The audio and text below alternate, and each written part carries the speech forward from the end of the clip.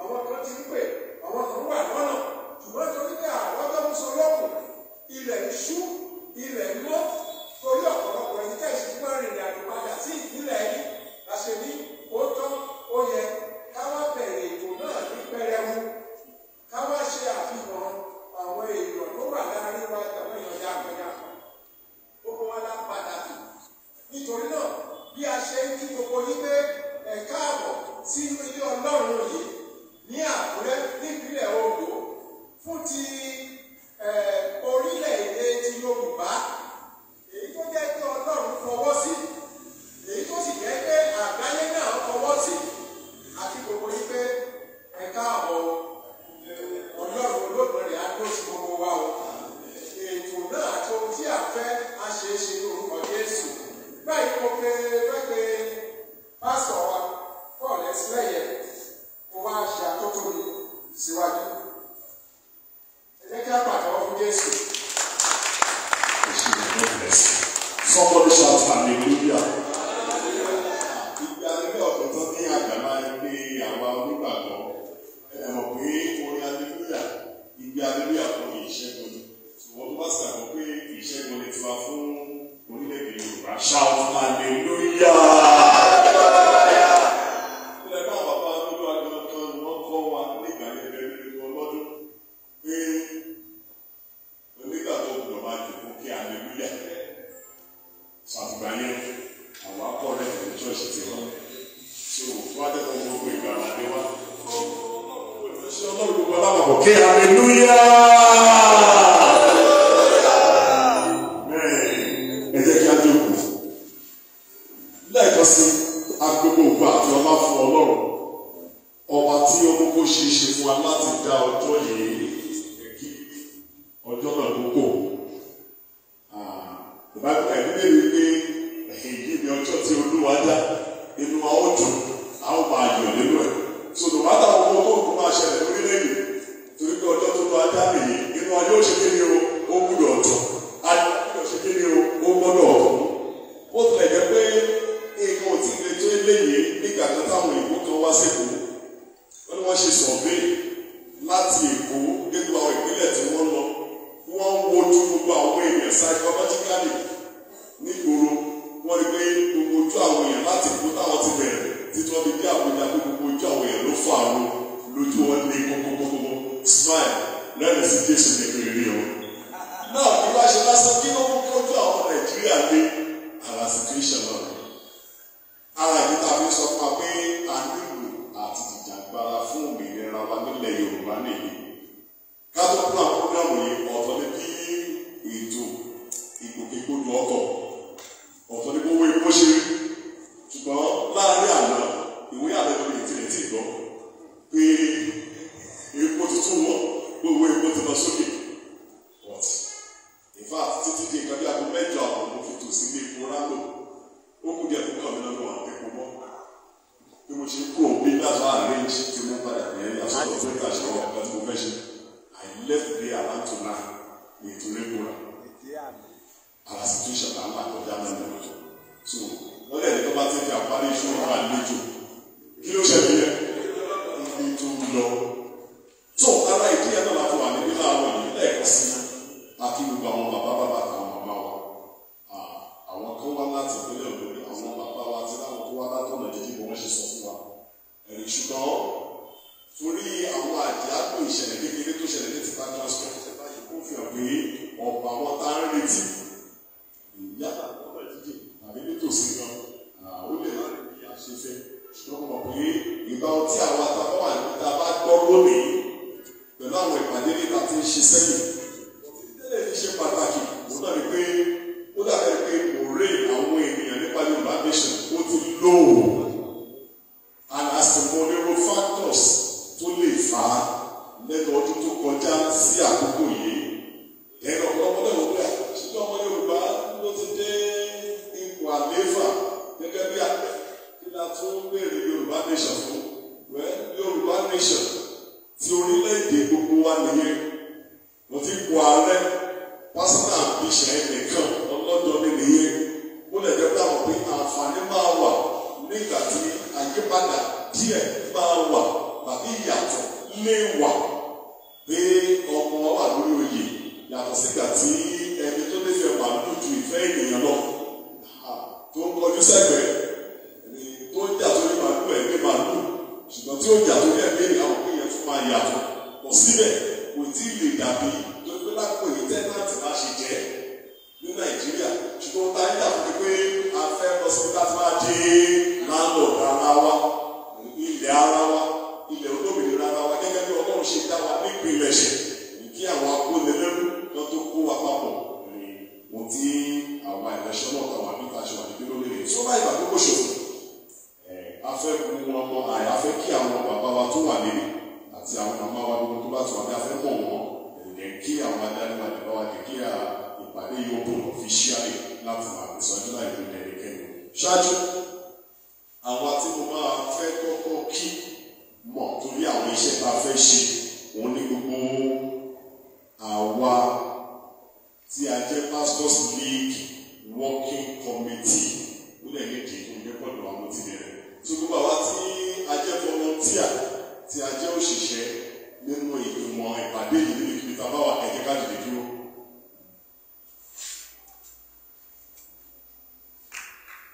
àyẹ̀lẹ̀ ìtẹ̀lé ká àti ọ̀rọ̀ ẹ̀ tó kọ̀ àwọn nílẹ̀ àti pàtẹ́wọ́ torí kí gbọ́dọ̀ tó bẹ̀rẹ̀ planning ló máa ń ṣáájú so àdẹ̀tìkẹ́ bí iṣẹ́ báyìí so dájúdájú bẹ́ẹ̀ kó nígbà tó wà ní ẹnu iṣẹ́ àwọn kan ti ṣiṣẹ́ yóò kébì lọ tó dé so ìdílé rẹ̀ ta fẹ́ fi mọ̀ wá so lẹ́ẹ̀kan sí gbogbo àwọn tá a jẹ́ working committee ẹ̀jẹ̀ ká dìde dúró so èyí bàbá wa dúró we really appreciate you a ò tó bẹ̀rẹ̀ iléeṣẹ́ ọmọ ńlá jẹ́ sí àbúrò ńlá jẹ́ sí bọ̀tì torí iṣẹ́ Olúwa tó jọ pa wá papọ̀ àti ìjàngbára ọ̀rọ̀ ìran wa tó ká wa lára lè gbàgbọ́ pé a ò ní ṣe lásán lórúkọ Jésù sọ wá tá a bá jọ àṣírí ibi iṣẹ́ wa ẹ jẹ́ ká ra kó lórí ìdìbò bẹ́ẹ̀ àájá ti bẹ́ẹ̀ ó bẹ́ẹ̀ so ẹ jẹ́ ká lọ sí ibi iṣẹ́ wa God bless you in Jesus name so ẹ má jẹ́ ká dìbò wọn ẹ jẹ́ ká lọ sí ibi iṣẹ́ so báyìí ó bẹ̀rẹ̀ láti ọ̀dọ̀ àwọn bàbá wa tí wọ́n jẹ́ igbákejì alága fún gbogbo àwa Kírísítẹ́nì nípínlẹ̀ Ondo àwọn náà ní Bishop Akọ́bọ̀láfẹ́ ètò kábàtọ̀ wà fún Jésù. Yorùbá nation. Yorùbá nation. Yorùbá nation. Ẹ wo ẹ̀rọ ẹnu ọkọ ọlọ́run àbí òṣèṣe o. Ẹ̀rù ní bà wá o. Ẹ̀rù ní bà wá o. Ẹ̀rù ní bà wá o.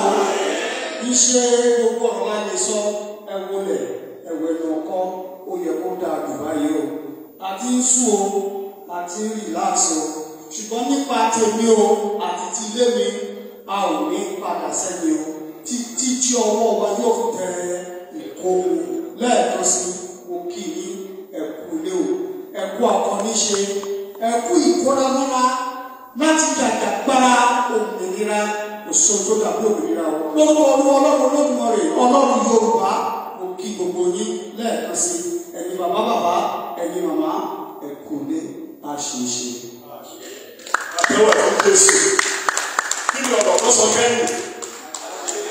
Ó kà máa tẹ́tí sílẹ̀ dáadáa. Bẹ́ẹ̀ sì pé pẹ̀lú Ọlọ́run. Ẹni bí tí àwọn àránṣẹ́ ọlọ́ta rẹ̀ jẹ́ aṣojú Ọlọ́run láti wà. Ó fẹ́ kọ́ Ọlọ́run ti ṣe kí ni ó ti wà níbẹ̀. Ṣùgbọ́n á lè ti pẹ̀lú pọ̀ pé á ṣe kí ni o. Á lè ṣe àwọn olùkọ́ Jésù.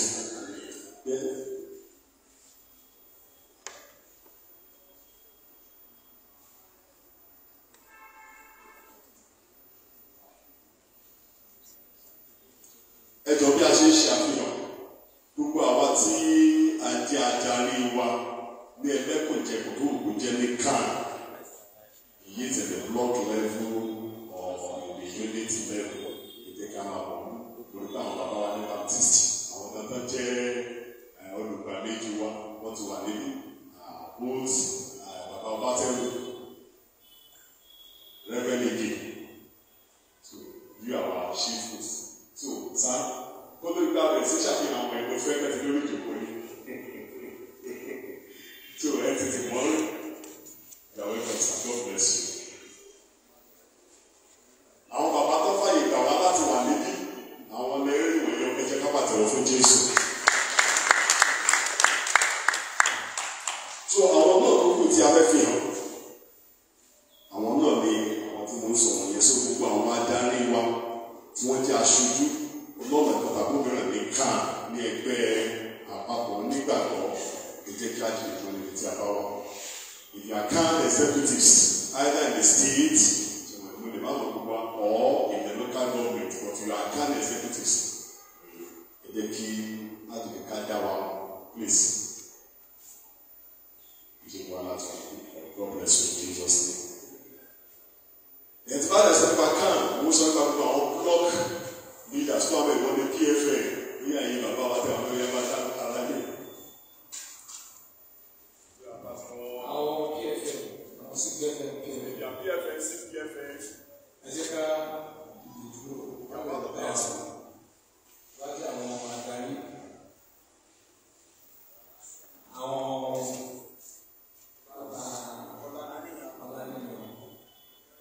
Àkúrẹ́ South sí PFN ṣiṣẹ́ àwọn pásọ wíyí dé ẹ̀dẹ́ ara wa nìyẹn ara yìí wà lọ́pọ̀ sí.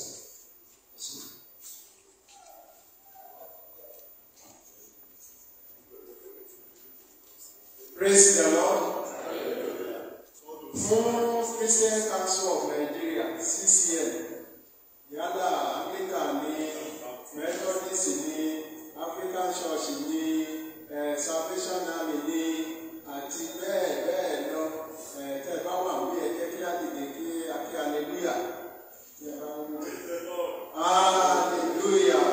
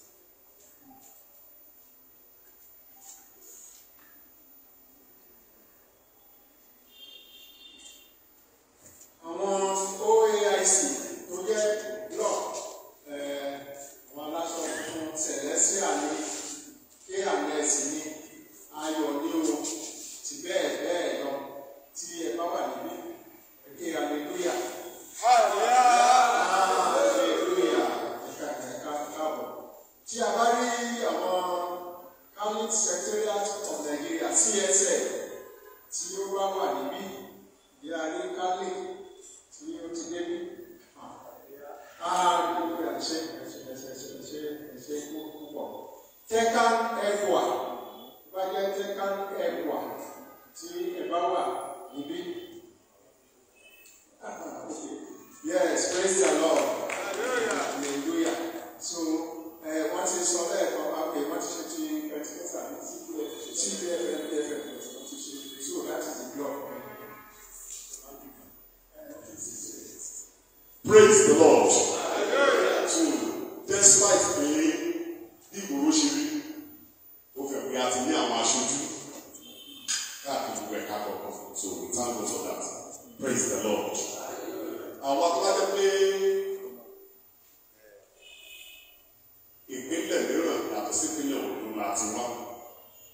Ètò wa fẹ́ mọ̀ wá yàtọ̀ sí àwọn special guest wa tuntun wa. So, nígbà wa tó jẹ́ pé ìpínlẹ̀ mìíràn. Praise the Lord. Sá ìpínlẹ̀ wo lè ti wá sá? Ogun State, sir. Sá Ogun State. ìwà dáhùn pọ̀ nítorí oníṣẹ́ tó gbé kéèyàn tó wá láti Ogun State.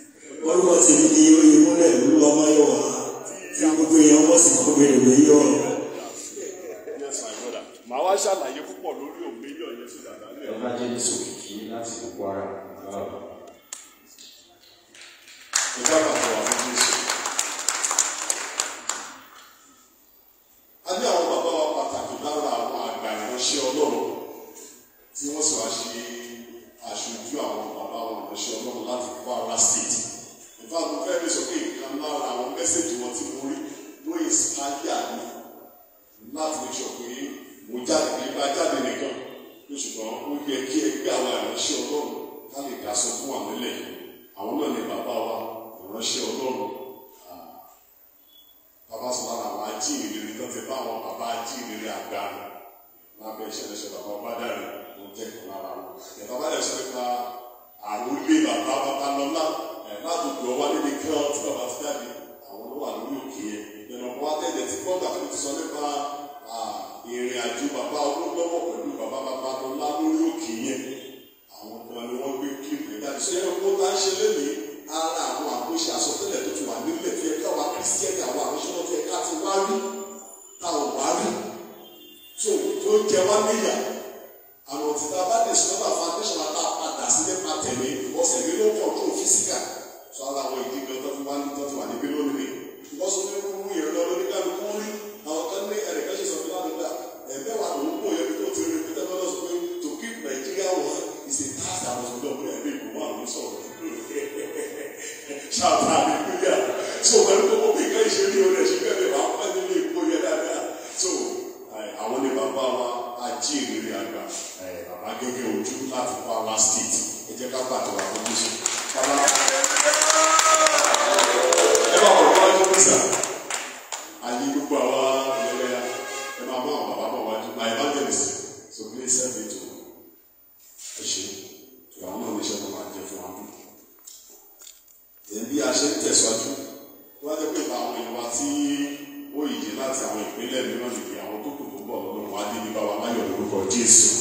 Ìgbọ́n láìpẹ́ yẹn máa ń sa méjì àdéjì òkú ṣètò pé àti ìpínlẹ̀ tí ń gbéra bọ̀ pé wọ́n ti dé tó sí Iléṣà. Èyí ní bàbá àkúrà tẹ́lẹ̀ tó mọ̀ pé very soon. Wọ́n mọ̀ pé gbogbo àpèjọ́jọ́ àwọn ẹ̀rọ sí àdéjì òkú.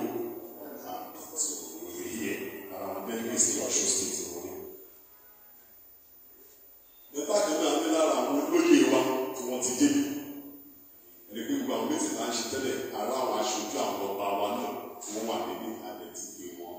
Tó dàbí pé àwọn bàbá ni ìgbà pé nípa àjọ àwọn náà níbi lè wọ́n ní kára ó lè láti àwọn àdàtú ara wa tó máa lè fún wa lórúkọ Jésù. Tó gbogbo àwọn olóyè wa tó ti wà níbi. We want to recognize with our traditional chiefs or rulers níbi tí a bá wà ẹjọ jẹ ká lè tọ̀wọ̀tọ̀wọ̀ fẹ́ kí a fẹ́ yẹ ní sí àwọn olóyè wa ẹ káàbọ̀ sá ẹ jẹ́ ká mọ orúkọ yín ká lè mọ ilẹ̀ tí wàá sàdá lọ́wọ́ mẹ́ta.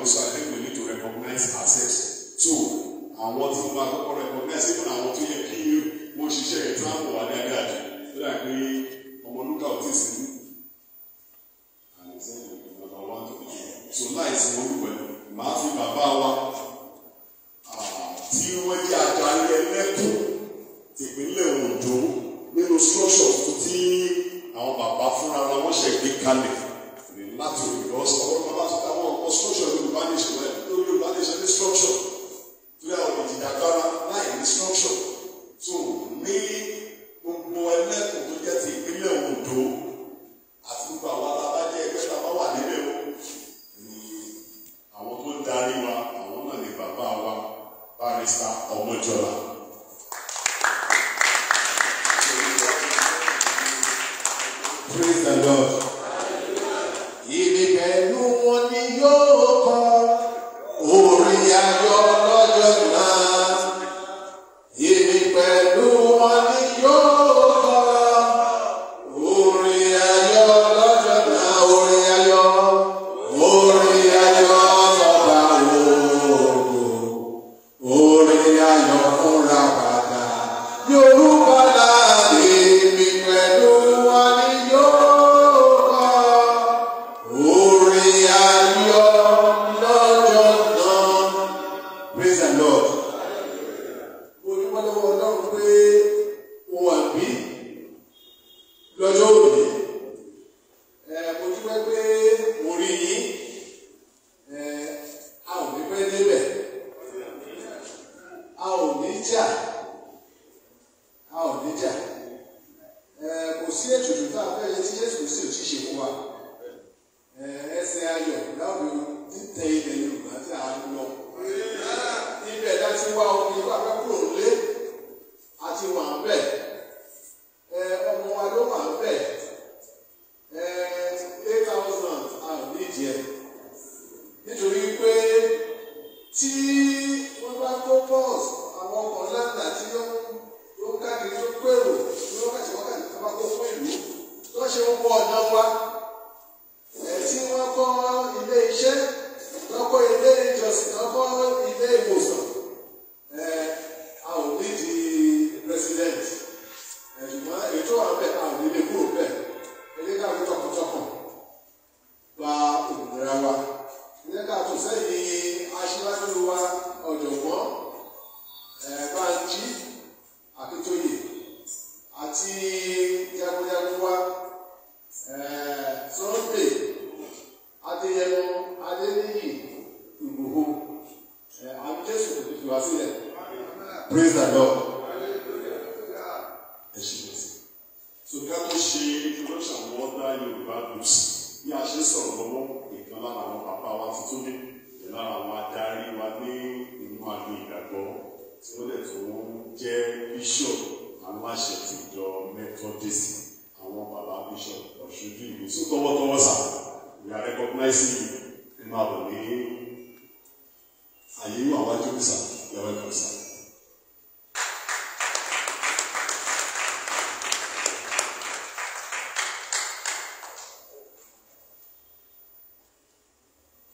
You're welcome, sir.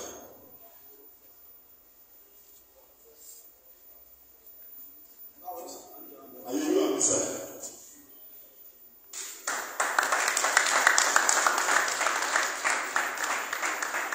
Thank you, sir.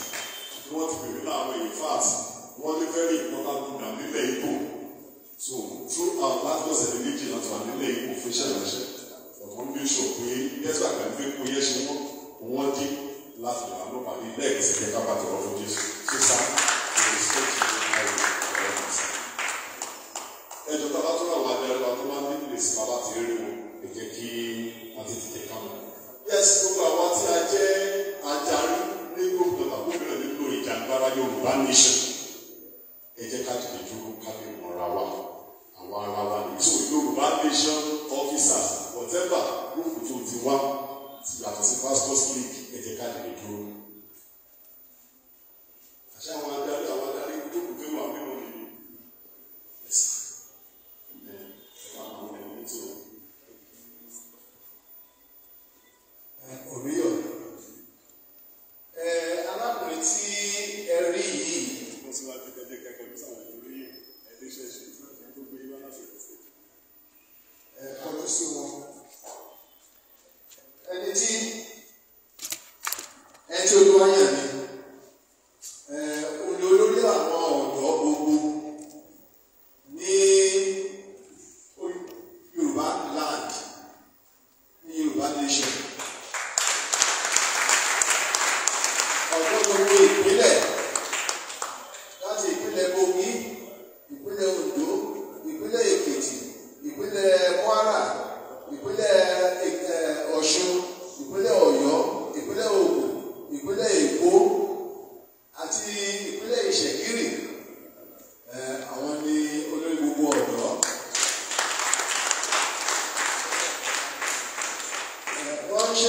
takuntakun wọ́n ṣe tọkàntọkàn adúpẹ́ pé ọlọ́run tì lẹ́yìn kò farapa nínú ìṣubú ọkọ̀ tó wọ̀ ò dànù ó ń sùn ó ń jí ó ń dìde ó ń rìn èèyàn ọlọ́run ló gbòó. Lẹ́tọ̀ lọ tó kó tani aṣojú ilé ìpínlẹ̀ Ondo.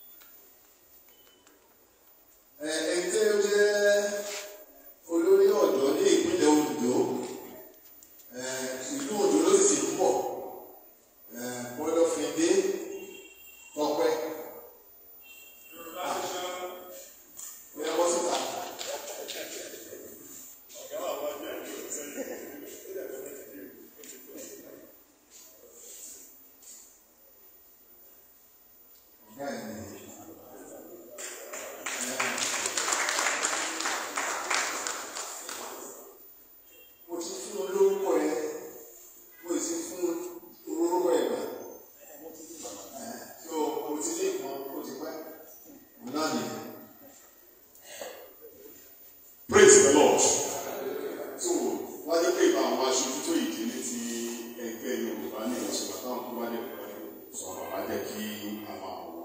God bless us in Jesus' name. Gẹ́gẹ́ bí coordinator ti Pastors League. Àwọn bàbá tá a jọ ń ṣiṣẹ́ tí ọ̀pọ̀lọpọ̀ náà ti kàn sí ní wọ́n take permission like bàbá Adékúnlé Ọ̀tá. In fact, ara àwọn tá a jọ forí láti fix the date ẹ̀rọ wa táwa ní platform ẹ̀rí pé ó di bí ọ̀sẹ̀ kan. Mo ju sókè pé ẹ jẹ́ ká jọ make a suggestion ẹ̀rí kí a tó fẹ́ lóko ìgbà tí ibi tá a fẹ́ lóko sí òun náà máa wà yìí but certainly àwọn ìwé àjáwé kan sí ìlú náà ló ṣe àṣẹ ló wá láti dẹ́nu ẹ̀ ṣùgbọ́n lè jẹ́ kó lọ wọ́n sọ fún wa wọ́n ti kà ẹ̀ bákan náà àwọn alága wa àwọn ní ti káà rẹ̀rẹ̀ náà yọ̀ lájàpọ̀ ẹ̀rọ kó sì kàtà máa ń ṣe meeting tí wọ́n kì í sẹ́ni so àwọn náà ṣe plan kó máa wà ní ìfàt àwọn ọ̀gá wa tó wà ní ICT wọ́n ti wá sọ̀rọ̀ ní àná wá ṣàṣojú wọn pọ̀ ìpè kan náà ló sáré yẹ̀ wọ́n lẹ́sẹ̀ tó ti kẹ̀kẹ́ débi àwọn kọ̀ọ̀kan tó kù sí pé wọ́n pọ̀ so àwọn tó bá dé bá wa ọ̀tá àgbà dúró dè wọ́n so that's why we are continuing. God bless us in Jesus' name. Orúkọ tèmi ni Reverend Paul lẹ́yìn ìjọ Èso.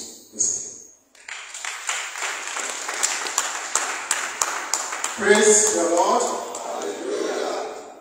Bákan náà torí pé gẹ́gẹ́ a ṣe sọ lẹ́ẹ̀kan lè fún ẹlẹ́ka jẹ̀ka. Bí a bá ń sọ̀rọ̀ nípa ẹlẹ́kùn èyí tí bàbá Barrister Ọmọjọlá ṣe olórí fún ní ẹlẹ́kùn bẹ́ẹ̀ náà ni àwọn ẹ̀ka kọ̀ọ̀kan tó wà bẹ́ẹ̀ yálà fún ti ìròyìn ní mídíà ní fáìnánsì ní síkírọ́rìtì ní gbogbo ẹ̀ láti ṣe àgbékalẹ̀ ní ìpínlẹ̀ Ondo níbí. Yàtọ̀ sí èyí náà lágbára Ọlọ́run torí kí n kú fi àkókò yìí náà sọ fún wa tó bá di ọjọ́ ìsinmi yìí. On the 23rd of July 2023, láago mẹ́jọ Nigerian time, aago mẹ́ta American time, káàkiri gbogbo àgbáyé a fẹ́ ṣe ìfilọ́lẹ̀ ti àwa tí a wà ní mídíà ní gbogbo àgbáyé fún ti ilẹ̀ Yorùbá a fẹ́ gbé kalẹ̀ wọ́n á ṣe inauguration rẹ̀ ní Amẹ́ríkà lọ́wọ́ pẹ̀lú àwọn ètò tí ó tún jẹ́ bí ìtọ́nisọ́nà ìwàásù atótónu àti bẹ́ẹ̀ bẹ́ẹ̀ lọ so tó bá ti da nǹkan bí aago mẹ́jọ jẹ́ kí á tún agbára Ọlọ́run ní àkókò ti Nàìjíríà aago mẹ́ta ní ti Amẹ́ríkà fún rédíò àti tẹlifíṣàn ti ìpínlẹ̀ ti orílẹ̀-èdè Yorùbá ti àpẹẹrẹ àpọ̀ ẹgbẹ́ bá tàkọ́rọ́ fún Jésù àwọn bàbá Akíntóyè Sunday Ìgbòho ṣìyẹmí Fáróbí ambassador èmi náà máa wà bẹ́ẹ̀ mo sì máa bá wọn sọ̀rọ̀ àti bẹ́ẹ̀ bẹ́ẹ̀ lọ eléèbó ìbọn gbogbo wọn mo máa wà bẹ́ẹ̀ arákùnrin tó jẹ́ dọ́kọ̀ Bámiṣílẹ̀ Rẹ̀mí Bámiṣílẹ̀ Olúrẹ̀mí bẹ́ẹ̀ ni Bámiṣílẹ̀ èmi àtòun ti bẹ̀rẹ̀ iṣẹ́ ti rédíò àti tẹlifíṣàn ní 70s tí a fi dá rédíò ìpínlẹ̀ Ògùn sílẹ̀ nígbà táwa kúrò nìbàdàn tí a fi mú FRCN wá síbí ìní àtàwọn tó lọ ṣiṣẹ́ wọ́n tó lọ sí ìlú òyìnbó torí náà ohun tí a kọ̀ wá sí nìyẹn tí a ṣe tó di pé àtúbẹ̀rẹ̀ iṣẹ́ ti Ọlọ́run nígbà tí bàbá Ọbádáre gádẹ́sọ̀pọ̀ tí mo yẹ olóòtú ètò ẹ̀ àti bẹ́ẹ̀ bẹ́ẹ̀ lọ lọ́ba ilé tí a fi dá àwọn ètò onígbàgbọ́ sílẹ̀ àwọn tí a bá wà wí tí a dé àgbàgbé ẹ̀ àmọ́ lọ́wọ́ wo nígbàgbọ́ máa ka Bíbélì rẹ̀ jọ̀wọ́ o nígbàgbọ́ máa ka Bíbélì rẹ̀ jọ̀wọ́ o nígbàgbọ́ máa ka Bíbélì rẹ̀ àti Sunday school ni mo fẹ́ràn láti lọ Sunday school ni mo fẹ́ràn láti lọ láti kọ́ ẹ̀kọ́ tí Jésù Olùgbàlà Sunday school ni mo fẹ́ràn láti lọ. Gbogbo èyí là ń ṣe tí a fi wá dá CAN sílẹ̀ láti ọwọ́ bàbá Bóyèké tí wọ́n jẹ́ alága àkọ́kọ́ tí wọ́n tẹ̀lé akápò àkọ́kọ́ láti bẹ̀ tí a fi jẹ́ PRO àkọ́kọ́ láti bẹ̀ tí a di secretary ọdún mẹ́jọ láti bẹ̀ tí a di deputy state chairman láti bẹ̀ tí a di director ní south west láti bẹ̀ tí a jẹ́ general secretary àkọ́kọ́ ní gbogbo 17 southern Nigeria láti lè rí pé ká gbé orúkọ Olúwa ga a ṣe é ṣe fún gbogbo wa ní agbára Ọlọ́run orílẹ̀-èdè Yorùbá tí a ń sọ yìí lágbára Ọlọ́run a ṣojú gbogbo wa a ṣojú ọmọ wa a ṣojú ọmọ ọmọ wa o ní agbára Ọlọ́run. Praise the Lord. Níwọ̀n ìgbà tí a ti ṣe àfihàn láti ti kí ara wa àwọn àtàwọn physically present níbí. Àìmọye àwọn ènìyàn wa nínú ìjàngbara ti Yorùbá nation ni wọ́n wà lórí Zoom káàkiri orílẹ̀-èdè àgbáyé lọ́wọ́lọ́wọ́. So máa pe àwọn tó coordinators mi tó wà ní UK so láti jẹ́ kí a mọ àwọn tí wọ́n wà ní orí Zoom àjọ ń ṣèpàdé lọ́wọ́ káàkiri. So nínú èyí bàbá ní ká tó bẹ̀rẹ̀ ní bàbá ní ọtí tukọ́ lọ́tí pẹ̀lú lọ́tí àwọn máa so máa pe Mr. Fatai Okorimido. So ẹjọ́ tẹ bá wò mí so máa fẹ́ kí àwọn Mr. Fatai wọ́n ti kó bá tàbí tí wọ́n bá delegate láti bá wọn ṣiṣẹ́ yẹn ní media láti fi gbogbo àwọn ìwà tó wà ní orí Zoom kan wá ẹ ṣe.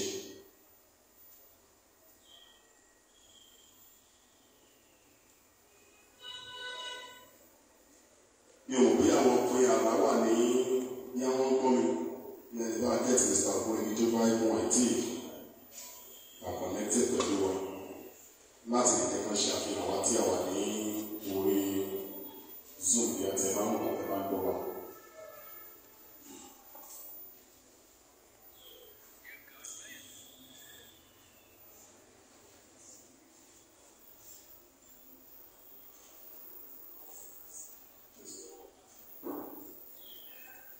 Ẹ bá wa mute so that ẹ jọ àwọn tá a bá wà lórí Zoom àfẹ́mọ̀ ní pé kọ̀ọ̀kan sọ̀rọ̀ ẹ jọ̀wọ́.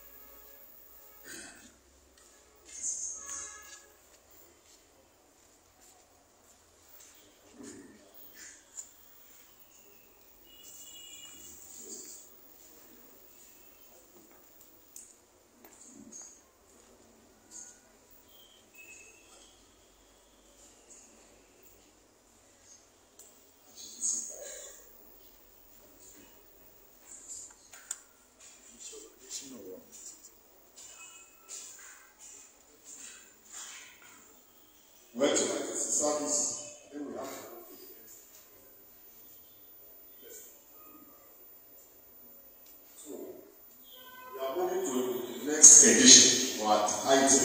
So ohun tó kàn báyìí.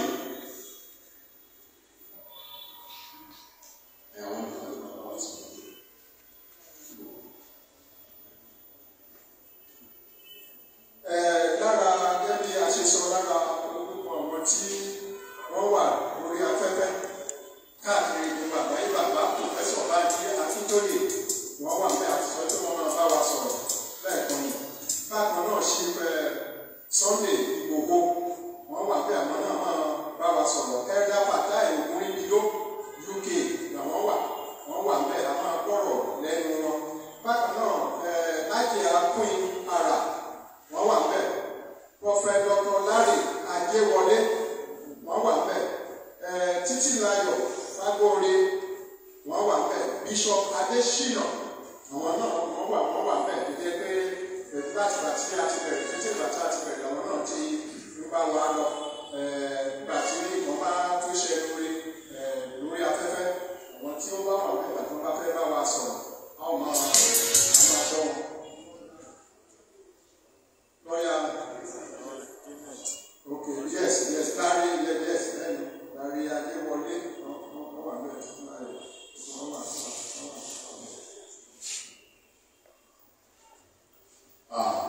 Because our mother send information, they are not connected, so you know how to allow Zoom for. Ṣáájú lára àwọn tó ẹ̀ tí a ti rí Barrister Janet Fashaki, àwọn ní ara wa ìdàgbàlájà láàrin àwọn obìnrin tó wà ní diaspora ní US. It's one of the legal team àwọn bàbá ní CPMO. Ilé ẹ̀sán lè bá wa sọ̀rọ̀ lẹ́yìn introduce ara ní ẹ̀kí ayé rẹ̀.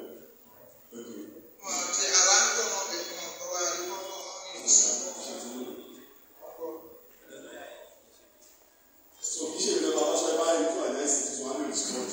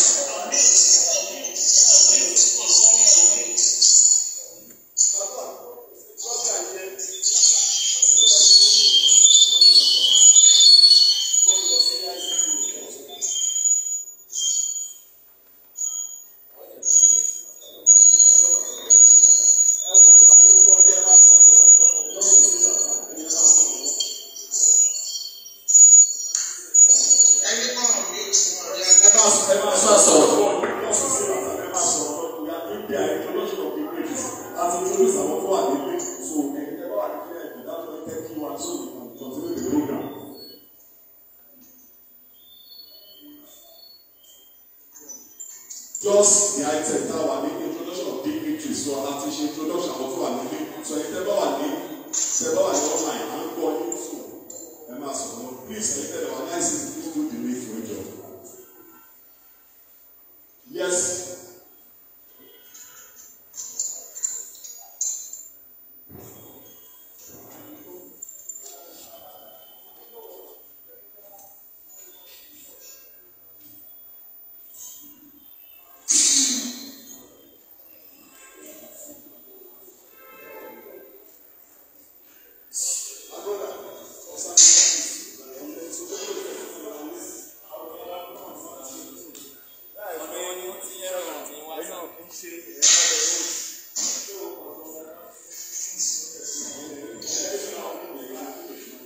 Host, please unmute our mic. This is YLP sound. Please.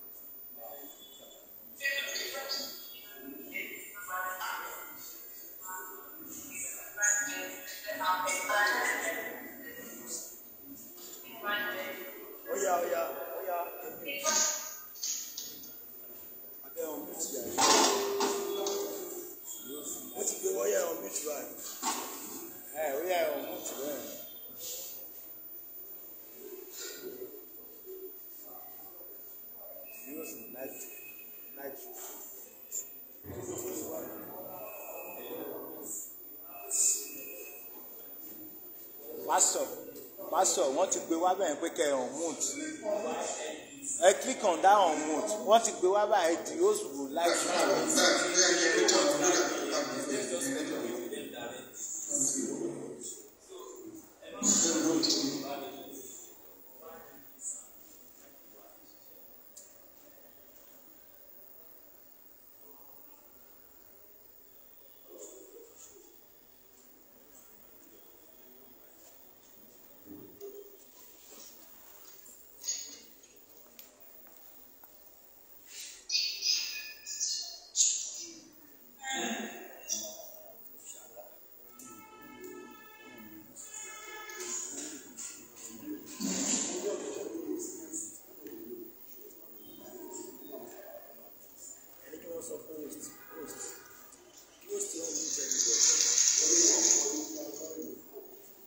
nígbà tó ní gbogbo ní láti wá ìyẹn ní sáàdì tí máa wá sọ fún wa.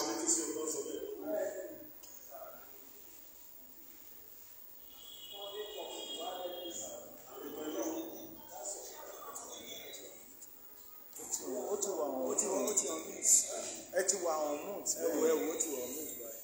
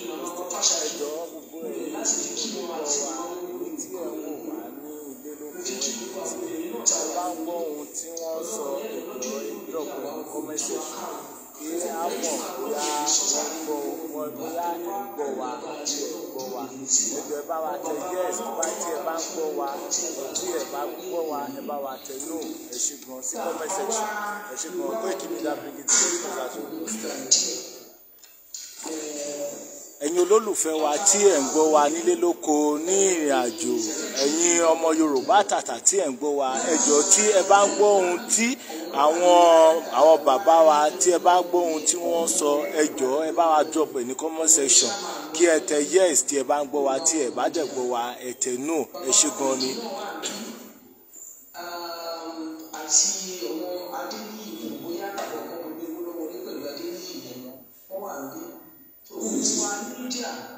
Ayé ni ogún tí a kóra wa pọ̀ káàkiri ayé ni a wà láti ìlú Èkó.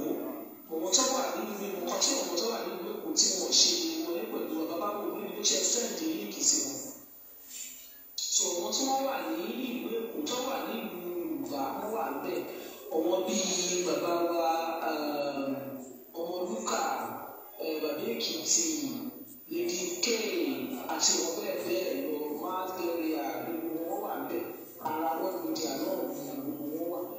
Wọ́n media tó sí méjì tó fi jẹ́ pé àwọn tábà diaspora àwọn apẹ̀lẹ̀ wa ní world media torí káàkiri àgbẹ̀ yìí gbogbo wa wà. Ọ̀wọ́ tó wà ní wọ́n pẹ̀lẹ̀ wọn ní home base ara world media náà ni wọ́n fi àsìkò àfihàn yìí pé ní ọdún 20 tó jẹ́ ìjọ Thursday ní agbára Ọlọ́run máa lọ́ọ̀ṣì ọmọ base media wọ́n máa lọ́ọ̀ṣì wọ́n máa fẹ́ kí gbogbo wa mọ̀ wọ́n kí a darapọ̀ mọ́ kí a fi káfí lọ́ọ̀tì wọ́n káfí lẹ́kọ̀ọ́ wọn sí orí ìwọ́de ìyàwó gbogbo wa náà ara world media ni wọ́n wà. Àwa tí a wà ní ìlú òkèèrè à ń ṣiṣẹ́ takuntakun ó dàbí lójú pé ní láti òkèèrè àwọn tá a wà ní diaspora.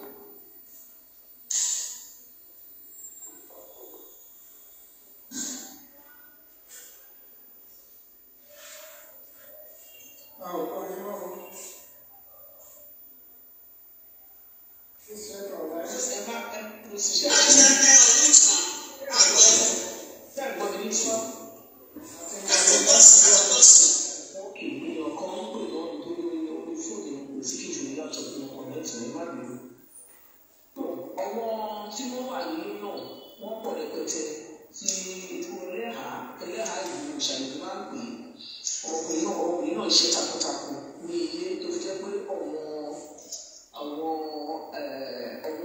mùsùlùmí wọ́n rí bíi pé bíi dress wọ́n dẹ̀ ń ṣoríṣiríṣi fún ní ọjọ́ mẹ́ta rẹ̀ aláti máa bẹ̀rẹ̀ nígbà tó lóògùn kan tí máa bọ́ ẹ̀há ni òun máa ṣe lóògùn máa ṣàlẹ́yìn bẹ́ẹ̀ ló sọ̀rọ̀ ẹ̀ wọ́n pè ní olùṣàṣọ sọ́ọ̀tì olóògùn padà sílé àwa bẹ̀ àrìyá ni kó má ṣe bẹ́ẹ̀ because wọ́n máa lórí pé gbogbo Yorùbá nation wọ́n fẹ́ jẹ́ kí wọ́n padà sí inú ìṣẹ̀ṣe yẹn àwọn tá a bá lè jẹ́ mùsùlùmí wọ́n ti bá bí wọn ní mùsùlùmí a lè sọ pé a fẹ́ padà sí ìṣẹ̀ṣe lórí mùsùlùmí ni wá àwọn tó bá bí lẹ́nu náà a lè sọ pé a fẹ́ padà sí inú ìṣẹ̀ṣe lórí kìrìsìtẹ́nì ni wá àwọn tó bá ní ìṣẹ̀ṣe náà tó yẹ pé ọmọ bá làwọn kì í ṣe mùsùlùmí wọn lè kì í ṣe kìrìsìtẹ́nì ó ní dáná kọ́ gbé sórí ọwọ́ ọmọ bí wọ́n ṣe bá ọmọ bọ́ ṣe ní ọmọ Yorùbá nìyẹn ṣùgbọ́n abẹ́ ó dẹ̀ ti gbọ́ orúkọ ó má sọ Yorùbá ní sọ̀rọ̀ lẹ́nu torí náà ló máa sọ wípé wọ́n bá ti wọlé ṣe lọ ṣe báyìí ó kálukú wa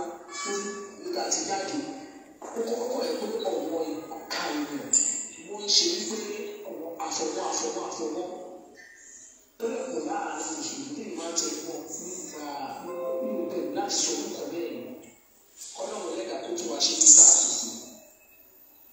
báyìí bí a ṣe bọ̀rọ̀ wà lọ àwọn Yorùbá World Media a máa ń ṣe oríṣiríṣi program nídìí.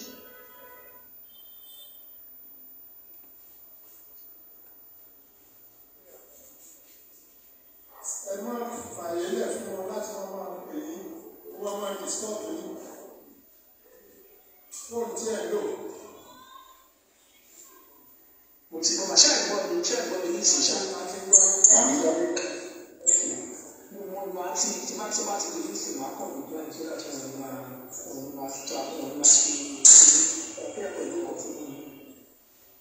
ní agbára náà àwọn Yorùbá World Media a máa ń gbà gbogbo wa náà ẹlẹ́sìn mẹ́tẹ̀ẹ̀ta ló wà nínú wa bí Kìrìsìtẹ́nì ti wà mùsùlùmí wà lẹ́yìn àtúnṣe àgbáyé wà ààdè fi ẹ̀sìn pé torí ọmọ Yorùbá láti lè wá sí ẹlẹ́kọ̀ọ́ ìṣẹ̀lẹ̀ àmàlà nígbà tá a wà kékeré kan lẹ́gbẹ̀ẹ́ bàbá mi ní ológun ló wà ń bẹ̀. tí a bá dìrò ọ̀lẹ́ tí wọ́n bá fẹ́ jáde àmì lọ sí àmì bá wọn kọ ìyá fún ìdókè àti gbogbo ẹ̀. lẹ́gbẹ̀ẹ́ ní lápá ọ̀hún ní ṣọ́ọ̀ṣì ló wà ń bẹ̀.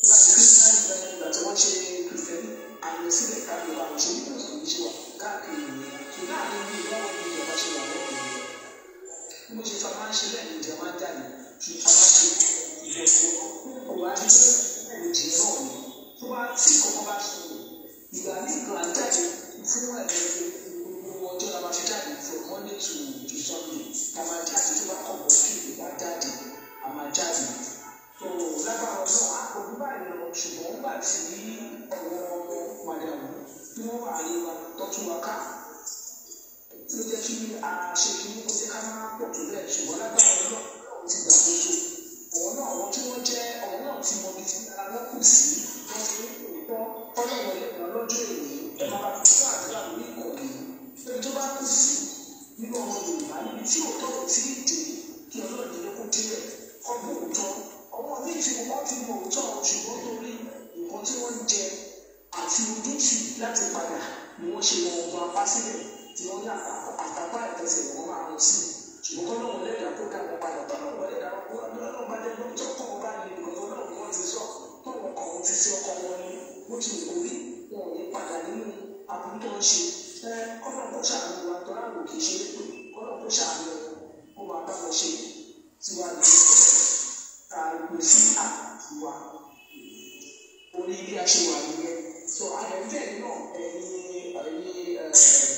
Yorùbá ní àtọ́nà bíléèkì pé ìgbàkigbà òrèkóòrè tí ẹ bá ní àsìkò ẹ̀rù máa yọjú sí wa ní Yorùbá World Media yálà ẹgbẹ́ bá wa sọ̀rọ̀ nínú ẹsẹ̀ tó ti jọ́ kọ̀ọ̀kẹ́ wá fi gbàdúrà fún wa níbẹ̀ kí Ọlọ́run jẹ́ kí àdúrà wa gbà tó ní ẹnu àṣẹ ìlú bàbá wa ní ẹ wá ẹkùn bàbá òkè níbi ẹ sọ fún ọ pé ìwé ọ̀nà máa láyè àparapọ̀ tó rà ní àdúrà lórí ìkànnì yẹn gidi gan so ẹ wá ṣe àdúrà fún wa àbí kí wọ́n bá wa ṣètò kan kẹ wọlé ìjọ táwọn ọmọ ti wá tẹ bá ní nǹkan tẹ́lẹ̀ bá a sọ ẹnì wá bá a ṣètò kẹ fi wá kẹtù àbí ìfọ̀ ọmọ Yorùbá pé bó ṣe jẹ́ nílé kẹtù fún wọn ní ìlú ayọ̀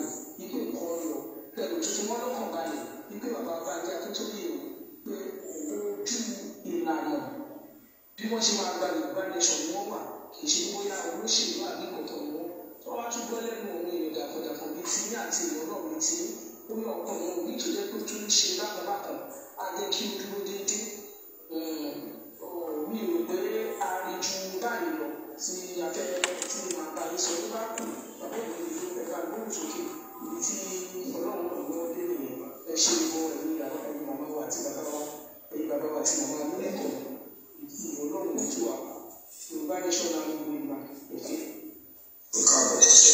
ẹ ṣe gan ni àǹtí mi ní àtàtà ní agbára ṣe Ọlọ́run ayé ìdìbò lẹ́nu yìí gbogbo àlàyé bẹ́ẹ̀ ṣe fún wa pátápátá kódà ibi tí àti ìlú ọ̀pẹ tó ṣe kọjá rẹ̀ ọ̀rọ̀ tó fi ní ẹ̀mí ọgbà àti ojú padà lẹ́yìn yìí with product ó kí ẹ̀yin dáàbì mi ẹ̀yin mú mi ní wá máa dùn sí ayọ̀ wa dẹ̀ máa kú sí gbogbo àwọn àlàyé wa gẹ́gẹ́ bí àbáwá tó yẹ wọ́n ṣe tó yẹ fún wa àsìkò orí ìlú fún láti sọ̀rọ̀ ṣùgbọ́n jẹ́ kí n ṣẹlẹ̀ fún wa káwọn lọ́wọ́ nígbà tí bàbá máa sọ̀rọ̀ nígbà máa ṣe àwọn àlàyé díẹ̀ fún wa nípa ìjàngbara yìí. à ń ṣe àdẹ́kọ̀ọ́ ní ìjẹta ìpàdé náà ń ṣe yẹn ọ̀rọ̀ kan jáde ní nípàdé yẹn tó jẹ́ pé ó tọ́jú airport ọ̀rọ̀ tó jáde kò sí nínú program fún pàdé ṣùgbọ́n ìyá wa kan láti ìlú Ìkẹlẹ́ ó dìde ní abẹ́sẹ̀ ìpàdé ó ní ìgbàgbọ́ omi tó kọ̀ mí sọ̀rọ̀ ọba wa tó yẹ ìgbésẹ̀ wo lẹ̀ pé gbogbo àwọn ọ̀kan tí bàbá wa wọ́pọ̀ kọ́ fi sílẹ̀ tí ó gbé ìgbàgbá nínú gbàgbá yìí pé orílẹ̀-èdè náà ní ọjọ́ gbígbẹ́ nígbà wọn ni gbogbo àwọn ọ̀kan yìí àmàlà nìyẹn mọ́ ìgbà tí àwọn bàbá máa bẹ̀rẹ̀ sí ní ṣe àmàlà ní ọ̀rọ̀ wọ́n ní arábìnrin tó sọ̀rọ̀ ló gbàdúrà fún wọn lọ́wọ́ wọn ní wọ́n ní olùkú tó jẹ̀rù wọ̀nyí àwọn ń gbìyànjú láti máa jẹ́ májẹ̀ tí nítorí ká ìdí tí àwọn ni wọ́n ní ìdí ẹni nígbà táwọn sábà Amẹ́ríkà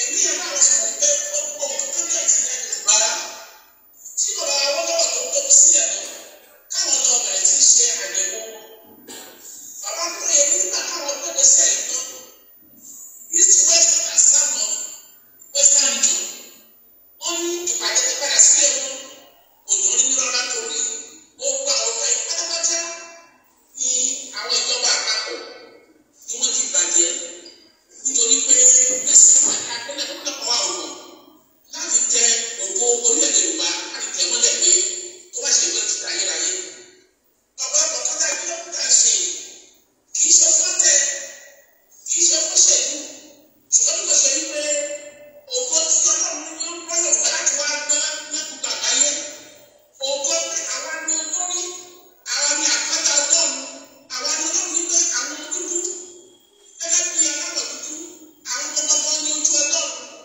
ẹ̀yin òkú àìlẹ̀dẹ̀ yọ ṣáàbùtò fún wọn láti ọ̀dọ̀ àlú ìwé gbogbo àgbáyé ọ̀pọ̀lọpọ̀ àwọn èèyàn wa àmàbá wa wọn mú òdodo yìí pé Yorùbá gẹ́gẹ́ bàbá sí Yorùbá wà láti wá gba orílẹ̀-èdè dúdú ká nítorí pé ní ìwé ìpínlẹ̀ ọ̀pọ̀lọpọ̀ dúdú wà káwọn èèyàn tó fún wọn sí.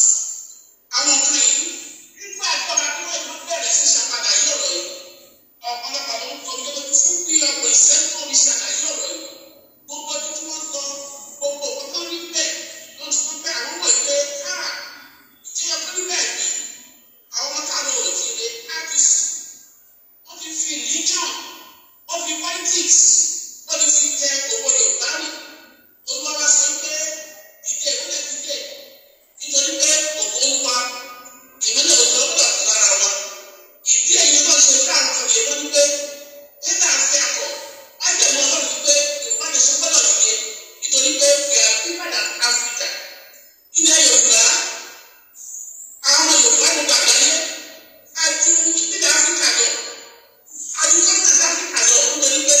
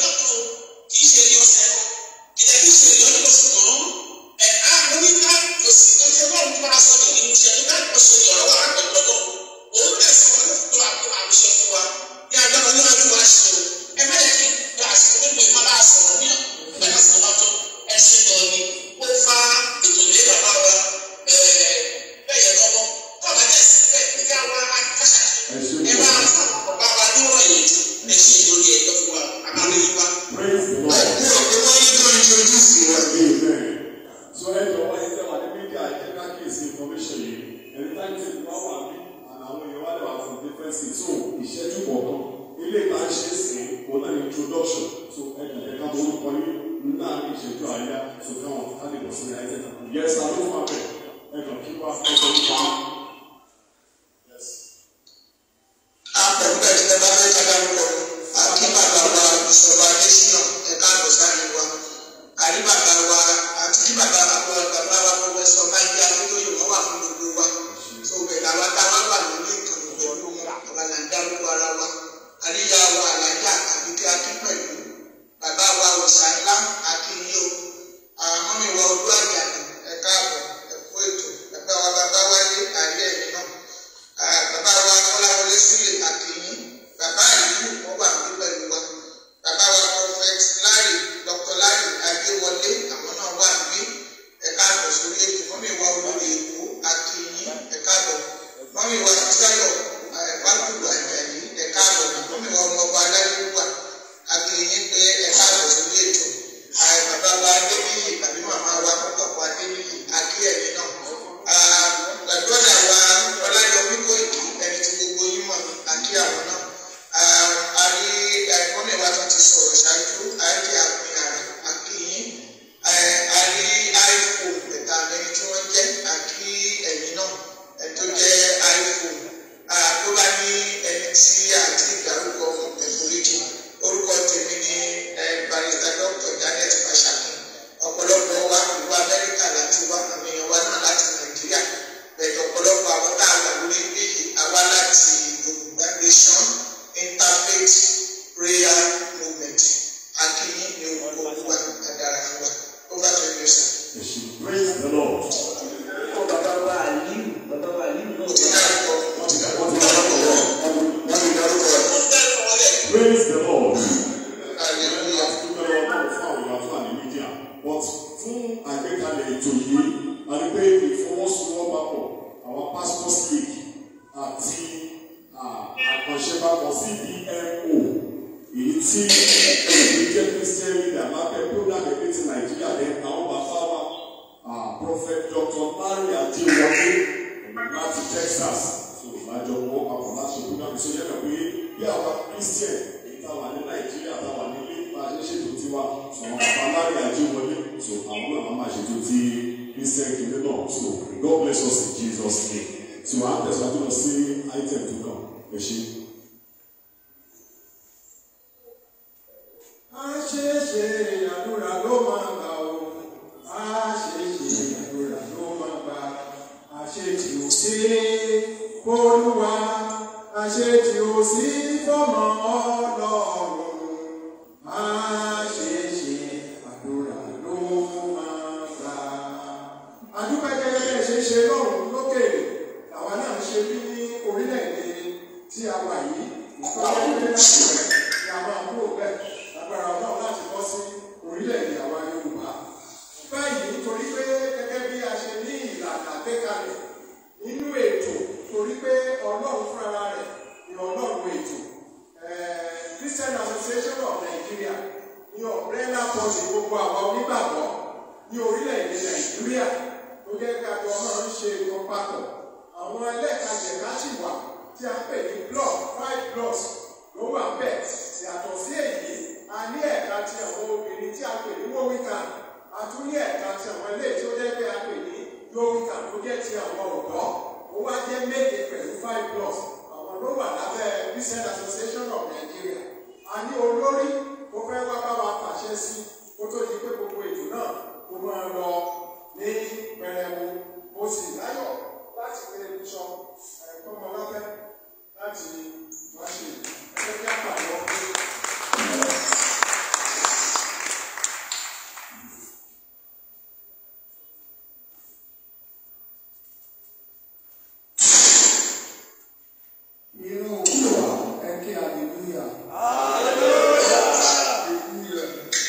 Gẹ́gẹ́ bí ojú wọn kan kalẹ̀ sí níwájú níbi ọ̀rọ̀ òbí pẹ̀lú àti gbọ́ tí àwọn ọmọ Fatai tí wọ́n sọ.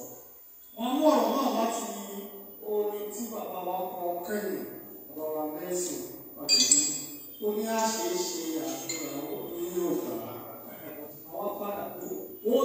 ṣeé ṣe àdúrà wa ti gbà. Ó ti ṣe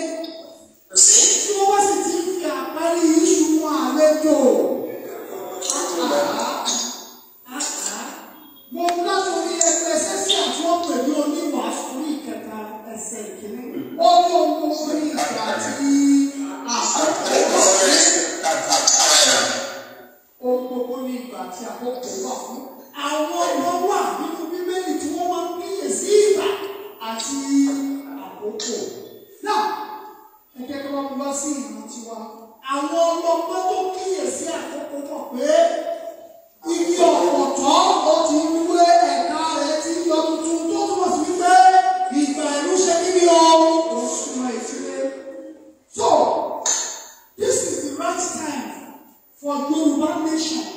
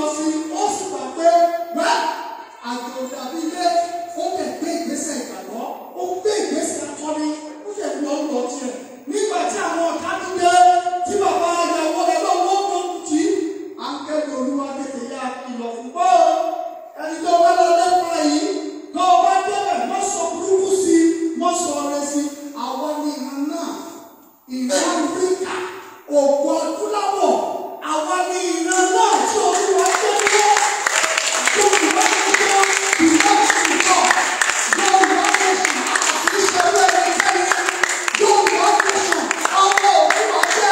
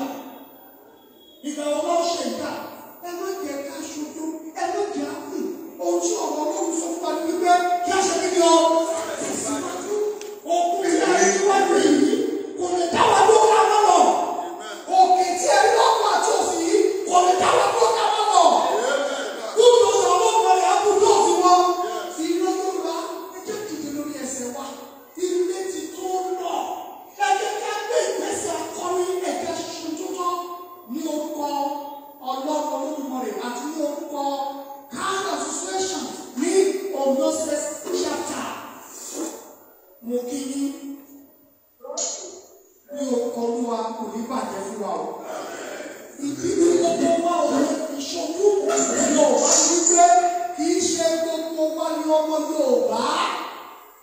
For instance, Tẹ́lá Ẹ̀kọ́à tí wọ́n jẹ́ chairman wọn Ondo State, Hausa wà bẹ́ẹ̀, Igbo wà bẹ́ẹ̀, Fúlàní wà bẹ́ẹ̀. Nígbà tí wọ́n lọ ń tẹ ọ̀tá pé kó wọlé ní Christendom ọ̀rẹ́ ni wá, ṣùgbọ́n tó bá ti dé ibi tí a dé yìí, oko ò lè wà láàrin bàbá àtọmọ kó má ní.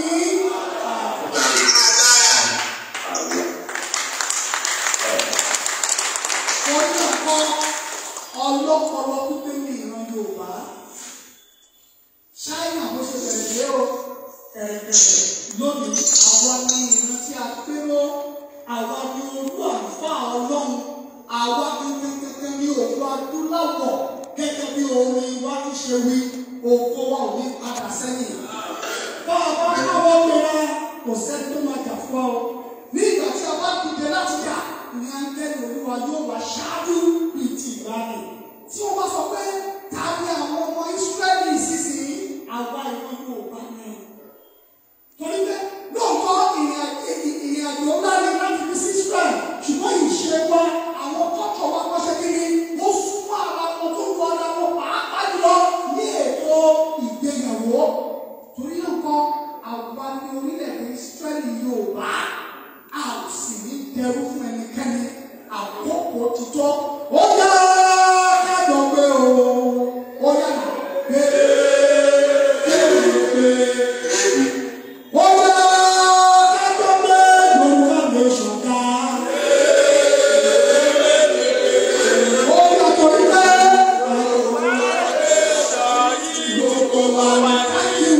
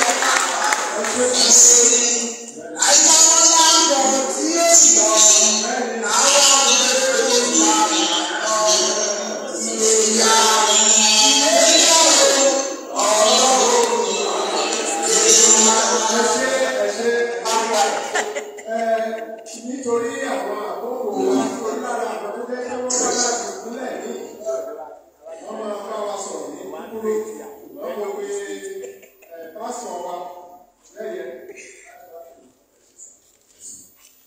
Praise the Lord. Mo sọ fún wa pé kò sí ìkẹ̀kẹ́ tí ó kì í ní ìpínlẹ̀. Àwọn bàbá wa ìgbà dáná sí wa, àwọn bàbá tó fi ìwé àwọn ẹ̀kọ́ kékeré àti first speech wọn. Wọ́n ti àwọn bàbá tó fún wa láti kó àrà wa. Bàbá rẹ̀ mọ bí security orílẹ̀-èdè Nàìjíríà ṣe rí. Ìyàtọ̀ pé mo tí ò tún sí tó àbẹ̀rẹ̀ fẹ́ kọ́ fi òun rẹ̀.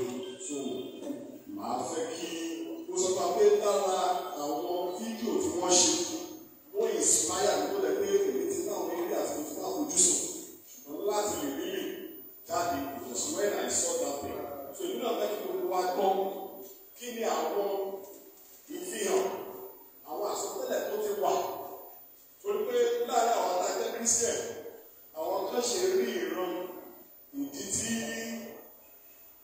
fẹ́ẹ́ Lugard àti àbí ẹbí náà ti ń mutí wọ́n ti sọ wá lórúkọ pé náírà eré àlẹ́bá jẹ́ gbogbo adígbèlè títí tó lè gbàgbà bí orí ẹni prophetic revelation tó gbé jáde so àwọn bàbá wa bí I'm standing to be corrected.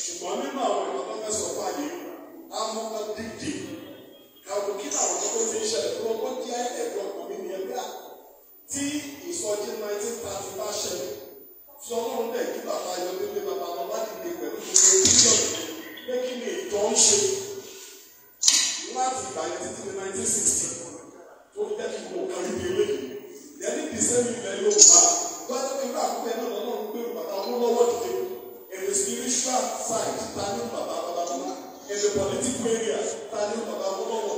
And at the end of the day, àwọn méjèèjì yẹn jọ in that generation. So they still part of the team. Ìgbà tí mo rí kìíní yẹn wọ́n rí better foundation and peace. So and we need to trace it so that àgbẹ̀ kọ́ bá ṣe máa ṣiṣẹ́ gẹ́gẹ́ bí ìránṣẹ́ ọkọ̀ ní pàtẹ́lẹ̀ pẹ̀lú àwọn counterpart wa táwọn ọlọ́sìn gbàgbọ́ pé Nàìjíríà òun ní ìran tó lọ́rùn ti sún papọ̀ ní ọdún ọ̀la gbé. So it is my pleasure láti fi àwọn bàbá wa bàbá gẹ́gẹ́ ojú láti pa wá sí ojú.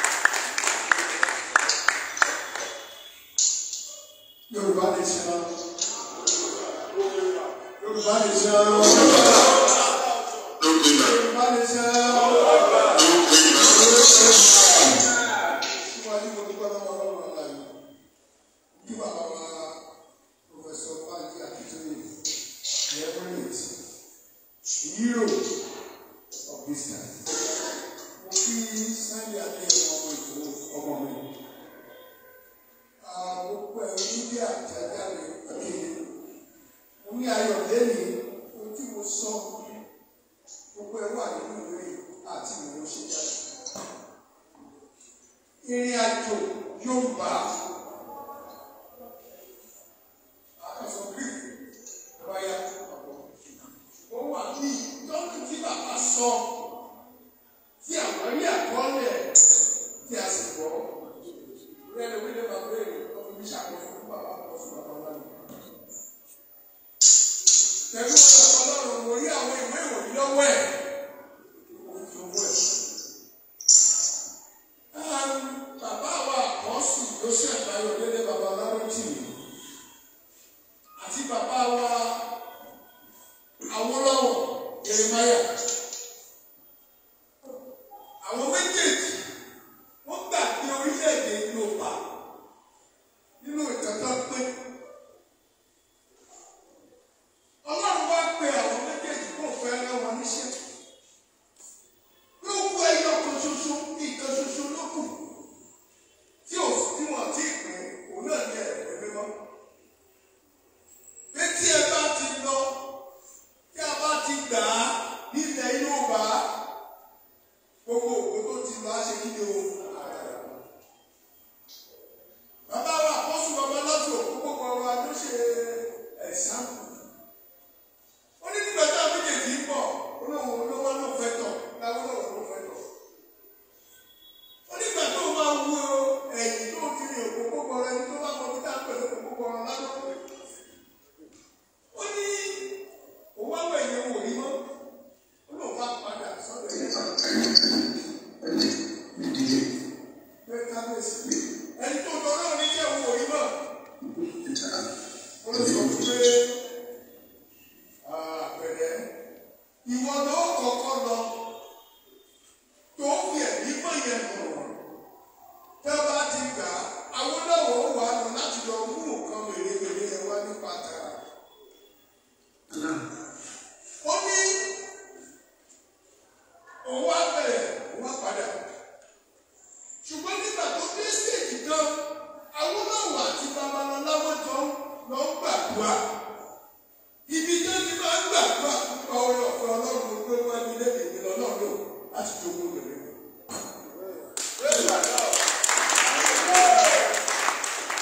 Ẹnu orí ọ̀fẹ́ Ọlọ́run bí gbọmọ Lúkà tó wá síbẹ̀ kò ráyè ní ìpè mọ́tì. Ògbéyọ̀ àlá. Pẹ̀lú orí ọ̀fẹ́ Ọlọ́run. Òkúta tí bàbá tò tó ní Awólọ́wọ̀ tó sílẹ̀ pé ìjọba wa ti padà lẹ́yìn Ọlọ́run òní lórí oyè o. Ó sì kó Yorùbá sí wàhálà ọ̀pọ̀lọpọ̀ ọdún. Kí la wà lẹ́nu? Ẹnu orí ọ̀fẹ́ Ọlọ́run ibẹ̀ yẹn sápamọ́ tó tó dùn kó bẹ́ẹ̀ ṣe ìsìnkẹ́ wà bí àlùṣe bí ó yẹ kẹ́ dìde. Mo ní orí ọ̀fẹ́ láti sọ. Ìdí àgbẹ̀ lọ́wọ́ yìí ẹ mọ bẹ́ẹ̀ ní ikọ̀ àti ìránṣẹ́ Ọlọ́run kékeré mo bírífù mẹ́ o. Ìtàn wà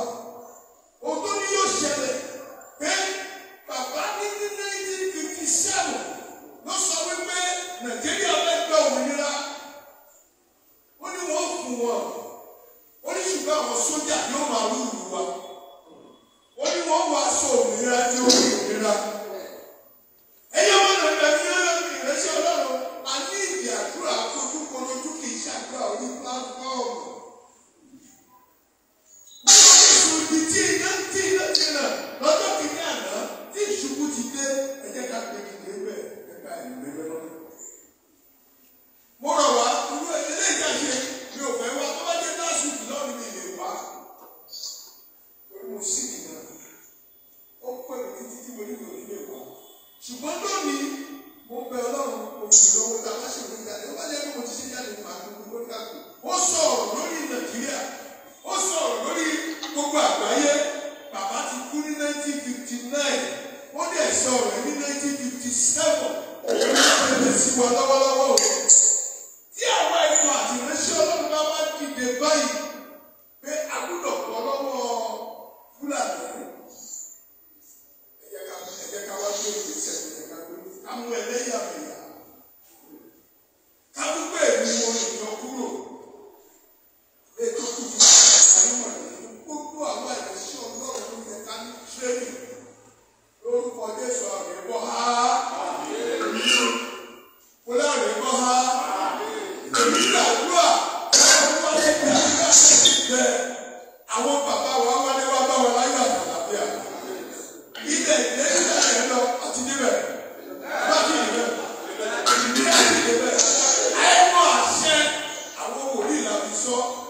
Sọ nípa orí ọ̀gbọ́n lórí àkókò àgbúrò àkókò wa ti pẹ́ jù tí Ọlọ́run bá fún ọjọ́ ìrọ̀sí àbátẹ̀wé ayé ní fáàlù pírígìtà ohun tó ń ṣẹlẹ̀ ayé lọ́wọ́lọ́wọ́ ó wà nínú ìwé babalọ láti sọ́ọ̀lẹ̀ tó kú ní 1959 ìlú ayé wọn yẹn.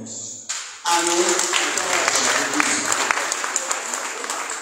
àfikún kékeré tí mo bá fẹ́ ká àwọn alákan sọ̀rọ̀ nígbà tó náà ni pé orílẹ̀-èdè mi tí wọ́n fi Yorùbá há sí wọ́n ṣe sọ mẹ́rin pé wọ́n fi Yorùbá há sí orílẹ̀-èdè Nàìjíríà lórí ẹ̀dí ọjọ́ tá a bá jáde rẹ̀ ó bo Yorùbá tó lè gbé jáde àti pé Yorùbá sì fi Yorùbá láwọ̀ tó yẹ pé òmìnira Yorùbá ló wá fún kí àwọn orílẹ̀-èdè àtàwọn tó kù náà tó gba òmìnira fẹ̀wádìí pé iṣẹ́ tó àwọn ọmọ iṣẹ́ tó lágbára ní.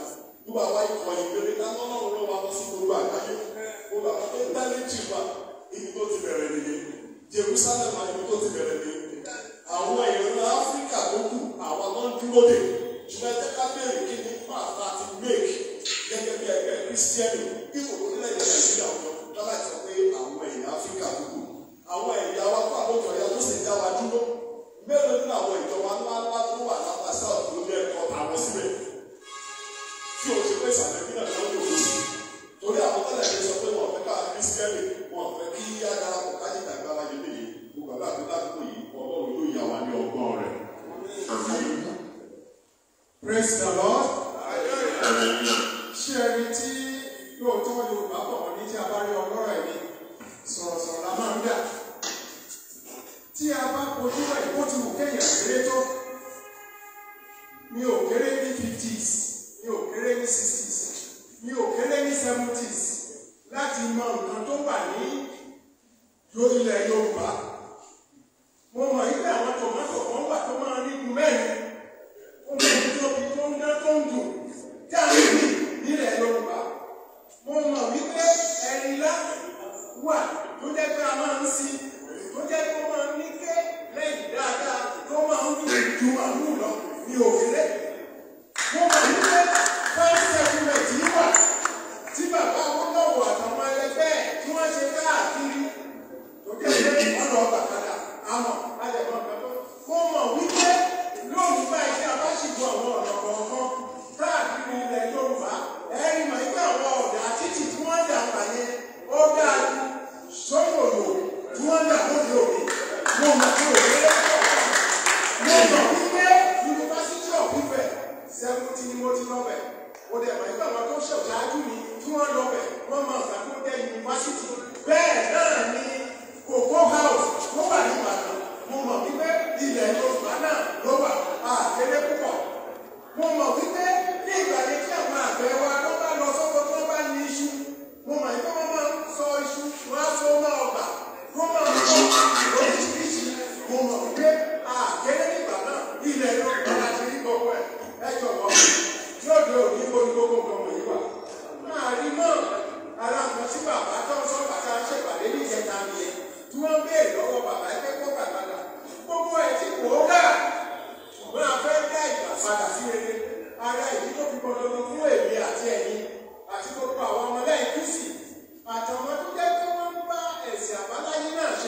àti mùsùlùmí ká so wọ́pọ̀ orí ọjọ́ ọ̀la àwọn ọmọ wa kó má bàa gbé sóko lágbára Ọlọ́run á ṣe é ṣe fún wa.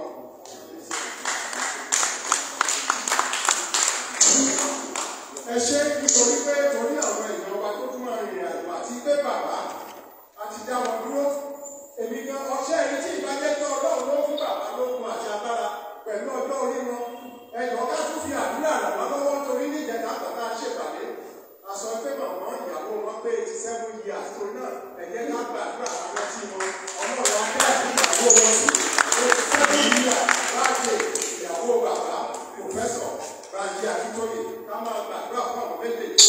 Ó ṣe é sí ní kò yé mi rárá. Ìpàdé yìí more than 5 hours la ṣe wọ́n dẹ̀ dúró sí wa. Nítorí náà lẹ́yìn bá ṣe é bàbá wọn ti tún wà lórí afẹ́fẹ́ tí wọ́n retí wa. Àwọn afẹ́ fi tọ̀wọ̀tọ̀wọ̀ tẹ̀yẹ́tẹ̀yẹ́ kàkúrẹ́kàkúrẹ́ tòǹdótòǹdó tẹ̀yìntẹ̀yìn tọ̀yọ̀tọ̀yọ̀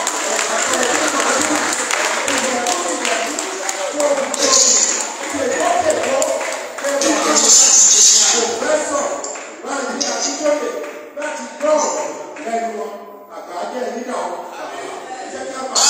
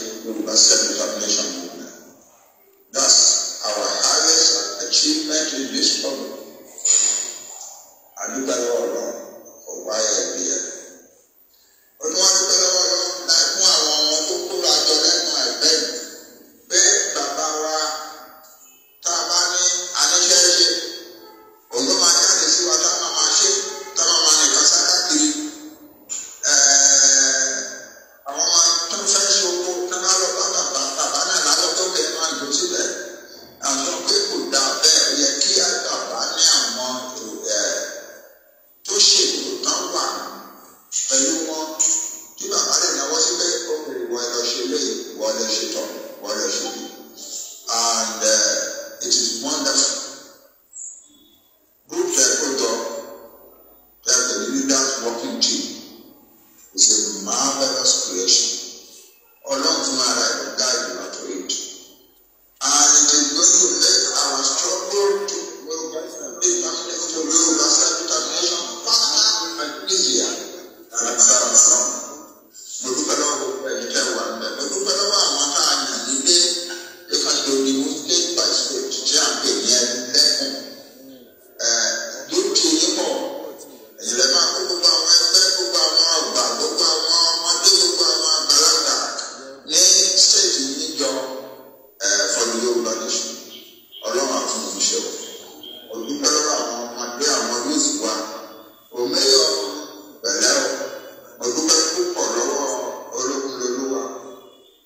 Mo dẹ̀ dúpẹ́ lọ́wọ́ àwọn Yorùbá media, Yorùbá world media àtàwọn tó wà ní àtàwọn tó wà ní diaspora home based media. Mo dúpẹ́ lọ́wọ́ yín o. Àgbọ̀ ó yẹ kí n ti kọ́kọ́ sọ bàbá yóò dárúkọ ọmọ ẹ̀ Sunday Adéyẹmọ Dr. Sunday Adéyẹmọ. Nígbà tó yẹ àwọn yunifásitì kan wá fún Sunday degree, doctorate degree. Àwọn abẹ́rẹ́ sọ láti jẹ́ bàbá ló lọ wá yunifásitì kan tó ní káwá ló lọ bẹ̀rù pé káwá fún ọmọ ní degree. Ní mo bá wá tẹ̀lé jẹ́ bẹ́ẹ̀ náà kí ni nǹkan tó rọrùn nìyẹn tó bá yẹ ìbò lọ bẹ̀rẹ̀. Ẹ̀yàn yunifásitì lè ní my own basis in university. So tí bá wá lọ sọ fún àwọn yunifásitì ọmọ mi lé léèrè ẹ̀dọ́ is an exceptional child. Is God